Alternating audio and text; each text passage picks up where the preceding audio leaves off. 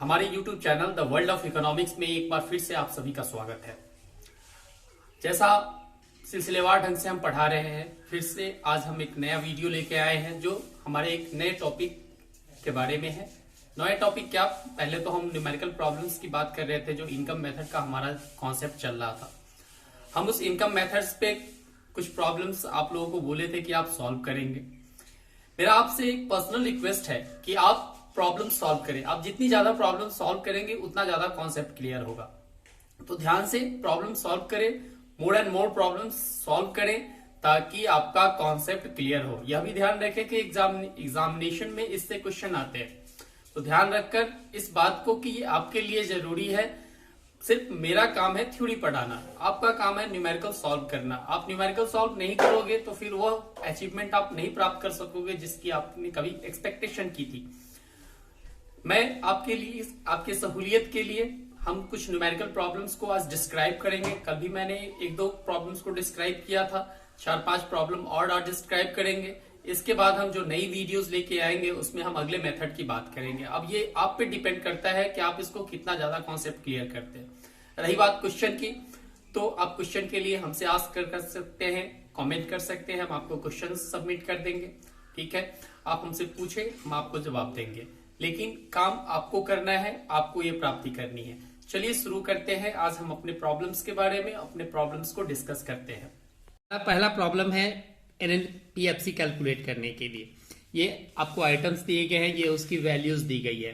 ठीक है, जितने भी प्रॉब्लम्स मैं आज आपको सॉल्व करके बता रहा हूँ या सॉल्यूशन दे रहा हूँ, ये सारे प्रॉब्लम्स पिछले एग्जाम सीबीएसई एग्जामिनेशंस में पूछे जा चुके हैं। तो आप इसको हल्के में ना लें, इसको भले भांति समझें। ठीक है, अब ये क्वेश्चंस जो है आपको अंडर द इनकम मेथड बनाना है। ये भी समझ लीजिए कि कैसे मैंने कहा कि इनकम आप कैसे आइडेंटिफाई करोगे कि इनकम मेथड से है। तो देखिए, इसमें मोस्ट ऑफ जो आइटम्स दिए गए हैं, जैसे वेजेस एंड सैलरी हो गया, या रेंट हो गया, या इंटरेस्ट हो गया, या सोशल सिक्योरिटी कंट्रीब्यूशन हो गया, या प्रॉफिट हो गया, these all items are belongs to income method, या अंडर द इनकम मेथड इनका डिस्क्रिप्शन दिया गया है। ठीक है, तो हम शुरू करते हैं। तो हमें पता है कि under the income method first of all हमें कौन सा एग्रीगेट कैलकुलेट करना है, NDPFC, with the help of COE, OS plus MI. अब सीओई सिमिलर कल की तरह ही सीओई हम इसमें ढूंढते हैं। ठीक है, चलिए पूरे आइटम्स में ये आपको सीओई कहीं नजर आ रहा है? नहीं नजर आ रहा है। तो फिर हम इसके दो पार्ट्स को ढूंढेंगे, एक तो वेजेस एंड सैलरी और दूसरा employers contribution to social security scheme. चलिए, वेजेस एंड सैलरी यहाँ पर विजिबल है जो कि 600 है, हमने 600 राइट डाउन कर लिया। दूसरा एम्प्लॉयर्स कंट्रीब्यूशन ढूंढेंगे, यहाँ पर लिखा हुआ है social security contribution by employers 100, हमने 600 प्लस 100 लिखा। अब ओएस की बात करेंगे, OS that is not given. अब हम ओएस के पार्ट की बात करेंगे। इसमें income from property and income from entrepreneurship होता है। अब प्रॉपर्टी में 3 तरह के इनकम, रेंट, इंटरेस्ट और रॉयल्टी। ठीक है, तो रेंट, इंटरेस्ट और रॉयल्टी को ढूंढेंगे। ठीक है, रेंट मिल गया हमारा 200, हमने राइट डाउन कर लिया। इंटरेस्ट भी मिल गया 300, उसको हमने राइट डाउन कर लिया। जबकि रॉयल्टी नहीं दिया हुआ है, तो जो नहीं दिया हुआ है उसके लिए चिंता करने की जरूरत नहीं है। चलिए, और जो सेकेंड पार्ट होता है उसका प्रॉफिट होता है, that is the income from entrepreneurship. Profit हमारा यह भी दिया हुआ है 300। ठीक है, एमआई लास्ट वाला। ठीक है, तो एमआई भी इसमें कहीं नहीं दिया हुआ है, तो MI it assume to be 0। अब 0 एज्यूम करे तब ना करे तब कोई फर्क नहीं पड़ता है। हमने सबको सम टोटल किया। ठीक है, ये हमारा वैल्यू आ गया कितना, 1500। ठीक है, अब ये हमारा 1500 आ गया। अब हम इसकी सहायता से क्या निकालेंगे, जो रिक्वायर्ड हमारा एग्रीगेट है, एनएनपीएफसी। चलिए एनएनपीएफसी निकालते हैं, एनएनपीएफसी with the help of NDPFC. अब बस एक ही डिफरेंस है, बाकी सारे लेटर सिमिलर है, डोमेस्टिक टू नेशनल। तो हमको पता है कि डोमेस्टिक से नेशनल जाने के लिए एनएफआईए को ऐड किया जाता है। तो ये 1500 जो कि ऑलरेडी कैलकुलेटेड है, और ये 50 एनएफआईए है। अब यहाँ पर एनएफआईए देखिए, क्योंकि यहाँ दिया हुआ है net factor income paid to abroad, इसके हिसाब से समझेंगे। पेड टू एब्रॉड, तो यहाँ से हमको चाहिए फ्रॉम एब्रॉड। तो टू एब्रॉड दिया हुआ है, क्योंकि यह नेट है, तो अगर ये पॉजिटिव है तो उसको हमने क्या ले लिया, निगेटिव ले लिया, क्योंकि ये पैसा आ नहीं रहा है, ये ओवरऑल पैसा जा रहा है, तो हमारे लिए वो निगेटिव कंट्रीब्यूशन होगा। हमने यहाँ पर माइनस का साइन दिया उसके लिए, और जब हमने इसे कैलकुलेट किया तो हमारा आंसर आ चुका है 1450, तो कि ऑलरेडी आपको दिया भी गया है। चलिए दूसरी प्रॉब्लम की बात करते हैं। इसमें भी हमें एनएनपीएफसी दिए निकालना है, ये आइटम्स दिए गए हैं, ये उसकी वैल्यूज दी गई है। ठीक है, ये भी इनकम मेथड के तहत है। अगेन पहचानने का तरीका वही। ठीक है, हम कैलकुलेट करते हैं फर्स्ट ऑफ ऑल एनडीपीएफसी कैसे, with the help of COE OS plus MI. Again similar तरीके से सीओई सर्च करेंगे, देखते हैं कहीं सीओई नजर आ जाए, नहीं है। चलिए सीओई के part wages and salary already given, और employer's contribution to social security scheme. अब यहाँ पर दो तरह के कंट्रीब्यूशन दिखे गए हैं, जरा गौर से देखेंगे। एक एम्प्लॉय का कंट्रीब्यूशन जो कि 90 है, ध्यान से, और एक एम्प्लॉयर का कंट्रीब्यूशन जो कि 100 है।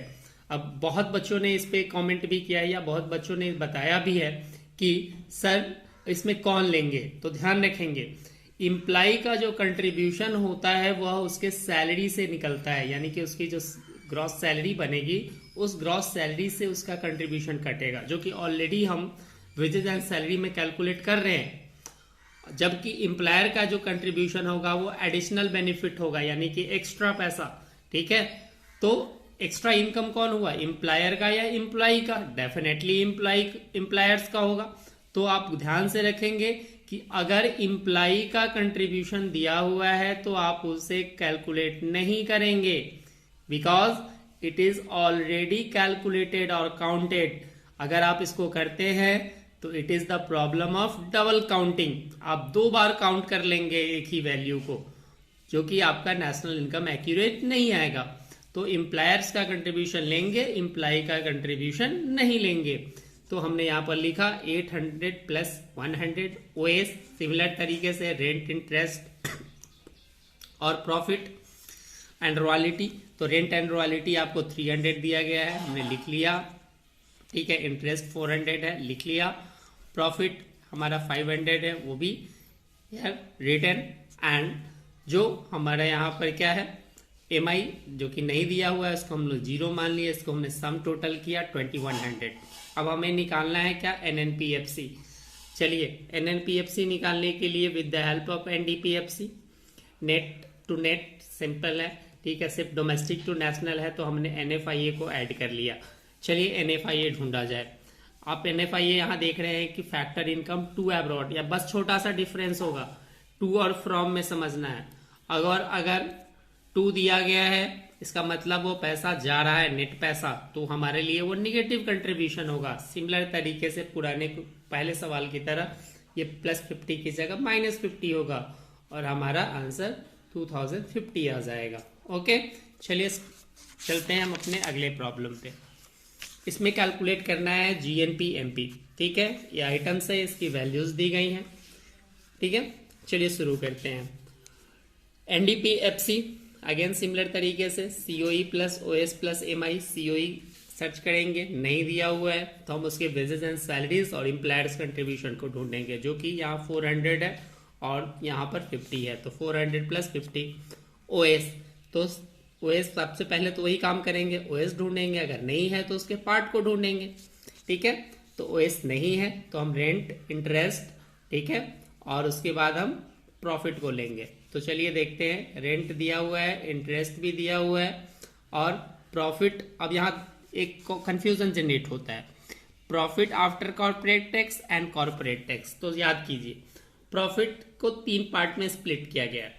पहला डिविडेंड, दूसरा कॉर्पोरेट टैक्स और तीसरा कॉर्पोरेट सेविंग। डिविडेंड जो शेयर होल्डर्स को डिस्ट्रीब्यूट होता है, कॉर्पोरेट टैक्स जो गवर्नमेंट को दिया जाता है, यानी कि tax on profit which is paid to government, and the corporate saving या प्रॉफिट आफ्टर टैक्स या अनडिस्ट्रीब्यूटेड सेविंग या रिटेन्ड अर्निंग, ये सभी एक ही नाम है। ठीक है, जो कि प्रोड्यूसर के पास या इंडस्ट्रियलिस्ट या एंटरप्रेन्योर के पास ये रिजर्व रहता है, वह उसका इस्तेमाल बिजनेस एक्सपैंड के लिए कर सकता है या किसी भी सिचुएशन से कॉम्बैट करने के लिए कर सकता है। तो अब यहाँ पर सवाल उठता है कि सर प्रॉफिट में तो नहीं है, तो फिर प्रॉफिट के 2 पार्ट हैं, तो हम दोनों को ले लेंगे। एक तो प्रॉफिट आफ्टर टैक्स यानी कि कॉर्पोरेट सेविंग या अनडिस्ट्रीब्यूटेड प्रॉफिट जो कि 150 और कॉर्पोरेट टैक्स, ठीक है, 50, इस दोनों को सम टोटल कर लेंगे। एमआई जो कि मिक्स्ड इनकम है हमारा, चलिए उसको भी देख लेते हैं। कहीं एमआई दिख रहा है? हाँ बिल्कुल दिख रहा है 9 नंबर में। 300 हमने लिख लिया और हम इससे सम टोटल किया तो ये आ गया 1120। अब इसकी सहायता से क्या निकालना है, तो GNP/MP निकालना है। तो GNP/MP निकालना है तो यहाँ हमने लिखा GNP/MP with the help of NDP/FC। पहला आइटम नेट टू ग्रॉस तो plus depreciation, domestic to national plus NFIA और FC to MP plus NIT। चलिए ये NDP/FC ऑलरेडी कैलकुलेटेड है 1120। Depreciation that is also called the consumption of fixed capital हमने यहाँ पर ले लिया। NFIA, चलिए NFIA देखते हैं कहीं मिल रहा है तो आप यहाँ देखिए net factor income to abroad. अब देखिए अब यहाँ है टू एब्रॉड लेकिन वो दिया हुआ है माइनस में, मतलब बाहर पैसा जा रहा है माइनस में, यानी कि वो पैसा जा नहीं रहा है, वो पैसा आ रहा है। ठीक है, तो यहां से छोटी छोटी चीजें हैं जो आपको ध्यान देनी है। टू एब्रॉड अगर प्लस में हो तो वो हम फ्रॉम एब्रॉड में माइनस में लेंगे, और अगर टू एब्रॉड माइनस में है तो वह हम क्या लेंगे, प्लस में लेंगे। ठीक है, ध्यानपूर्वक इसे समझेंगे कि टू एब्रॉड माइनस में, मतलब अगर हम किसी को माइनस में पैसे दे रहे हैं इसका मतलब क्या है, पैसे दे नहीं रहे, वो पैसे ले रहे हैं। ठीक है, तो हमने यहां पर ध्यान देंगे -10 की जगह क्या यूज किया है, +10, और NIT जो कि हमारा 140 है ऑलरेडी गिवन, हमने लिख लिया, सबको कैलकुलेट किया, कैलकुलेट करने के बाद हमारा आंसर आ गया 1350। चलिए नेक्स्ट क्वेश्चन की तरफ चलते हैं। इस सवाल में हमें कैलकुलेट करना है NDP/MP। ठीक है, ये आइटम्स दिए गए हैं। ठीक है, और ठीक है ये इसकी वैल्यूज दी गई है। अगेन इनकम मेथड से ही सॉल्व करना है। तो सबसे पहले हम सॉल्व करेंगे, निकालेंगे NDP/FC COE plus OS plus MI। COE ढूंढते हैं, चलिए COE कहीं मिला, नहीं मिला। चलिए COE के दो पार्ट, वेजेस एंड सैलरी और एम्प्लॉयर्स कंट्रीब्यूशन, यहाँ 400 और यहाँ एम्प्लॉयर्स कंट्रीब्यूशन 50, तो 400 प्लस 50 हमने लिख लिया। नेक्स्ट OS अगर मिल गए तो अच्छी बात है, नहीं मिला तो उसके पार्ट से बनाएंगे। चलिए OS कहीं देखने को नहीं मिल रहा है, तो OS के दो part, rent, interest, royalty plus profit. Rent ठीक है, इंटरेस्ट ठीक है, रॉयल्टी नहीं है, कोई दिक्कत नहीं है, जो नहीं है उसकी बात ही नहीं, और प्रॉफिट दिया हुआ है हमने 100 प्लस 150 प्लस 200, और MI जो कि नहीं दिया गया है, इट अज्यूम टू बी 0, हमने सम टोटल किया 900। अब हमें निकालना है NDP/MP, तो NDP निकाल चुके हैं NDP/FC, अब सिर्फ factor cost to market price करना है, तो प्लस NIT जो कि हमारा 70 है, हमने वैल्यू डाला, सम टोटल किया, हमारा आंसर आ गया। चलिए ये भी सही हो गया हमारा। एक और क्वेश्चन की डिस्कशन कर लेते हैं। यहाँ कैलकुलेट करना है GNP/MP। अगेन इनकम मेथड से ही है अभी सारे सवाल, तो चलिए हम देखते हैं। ठीक है, सबसे पहले NDP/FC with COE plus OS plus MI।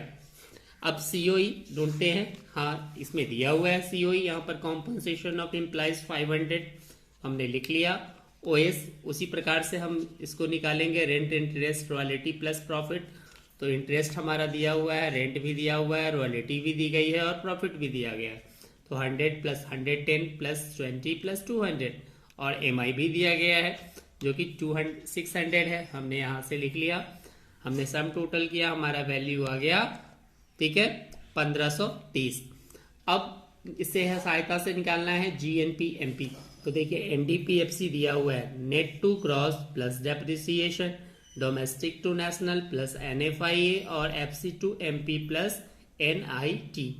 चलिए ये वैल्यू ऑलरेडी कैलकुलेटेड है 1530, और डेप्रिसिएशन जो कि इसमें दिया हुआ है। अब देखिए यहाँ डिप्रिसिएशन नहीं दिया है, तो सवाल अब यहाँ से सब ये उठता है कि सर डेप्रिसिएशन कैसे निकालेंगे। एक तो अगर बिल्कुल निकालने का कोई रास्ता नहीं होगा तो 0 मान लेंगे, लेकिन यहाँ रास्ता है। कैसे, यहाँ आपको ग्रॉस इन्वेस्टमेंट दिया गया है, gross domestic capital formation, it is also called gross investment, और यहाँ net domestic capital formation, it is also called net investment. तो डेप्रिसिएशन जब हम पढ़ाए थे इन्वेस्टमेंट के टर्म्स में, तो आपको मैंने बताया था कि ग्रॉस इन्वेस्टमेंट कैसे निकलता है, ठीक है, या नेट इन्वेस्टमेंट कैसे निकलता है। तो हमने यहाँ उसकी सहायता से क्या निकाला है, डेप्रिसिएशन निकाला है, gross investment minus net investment. ठीक है, 140 माइनस 120 हमने सब्ट्रैक्ट किया, हमारी वैल्यू आ गई 20, जो हम डेप्रिसिएशन के रूप में यहाँ यूज कर रहे हैं। अब रही NFIA की बात, तो NFIA ऑलरेडी आपको माइनस में दिया गया है, डोंट वरी, हमने यहाँ पर -10 लिखा, और NIT जो कि ऑलरेडी है 150। तो सिर्फ इसमें जो कंफ्यूजन जनरेट हो रहा था वो डेप्रिसिएशन के कारण हो रहा था, जो आपको समझ में नहीं आ रहा था कि हम क्या करें। लेकिन कोई भी ऐसा चीज नहीं है जो नया है, बाकी सारे पुराने कॉन्सेप्ट्स है। आपका बैक कॉन्सेप्ट अगर उतना अच्छा क्लियर नहीं है तो फिर प्रॉब्लम होगी ही होगी। अब हम सारे वैल्यूज को कैलकुलेट करते हैं, तो हमारा ओवरऑल जो आंसर आता है वो 1690, जो कि सिमिलर टू आंसर है। सवाल अब ये उठता है कि सर छोटी छोटी बातों को हम कैसे ध्यान दें, कैसे इस चीज को, आप तो पढ़ाते हैं, आप तो पकड़ लेते हैं, आपको पता है। नहीं, आपको भी पता हो जाएगा जब आप इससे जुड़े हुए हर एक बेस कॉन्सेप्ट को आसानी से क्लियर करेंगे। ध्यान से समझे, हर एक बेस कॉन्सेप्ट को अगर आप क्लियर कर लेते हैं तो एक भी प्रॉब्लम बनाने में आपको, ठीक है, सॉल्यूशन प्रॉब्लम बनाने में आपको दिक्कत नहीं आएगी। ध्यान से इस चीज को समझे। इसीलिए मैंने पहले हर एक छोटी छोटी बातों को डिस्क्राइब किया ताकि बच्चों को आगे दिक्कत ना हो। लेकिन आप लोग इसको नजरअंदाज कर देते हैं। आप लोग हमेशा चाहते हैं कि हम एक ही बार में बहुत बड़ा कार्य कर लेंगे, तो ऐसा संभव नहीं है। आप छोटी छोटी बातों से ही आप नए, ठीक है, काम को या बड़े कार्य को कर सकते हैं। यानी कि एक एक ईंट को जोड़ो तभी मकान बनता है। ठीक है, ऐसा कोई ईंट नहीं है जो एक ही बार खड़ा करो और मकान तैयार हो जाए। तो आप छोटी छोटी बातों पर ध्यान दें और उसकी सहायता से प्रॉब्लम सॉर्ट आउट करने की कोशिश करें। जरूर सॉल्व होगा, ये मेरा, ठीक है, एक पूर्ण विश्वास है। मैं आशा करूंगा कि आप इसको ध्यान से समझेंगे, मेरी बातों को, ठीक है, उसका आचरण करेंगे, उसे अपनाएंगे, और अगर अपनाएंगे तो जरूर सफलता पाएंगे। चलिए, तब तक के लिए इतना ही रहने देते हैं। आप घर पे रहें, सुरक्षित रहें।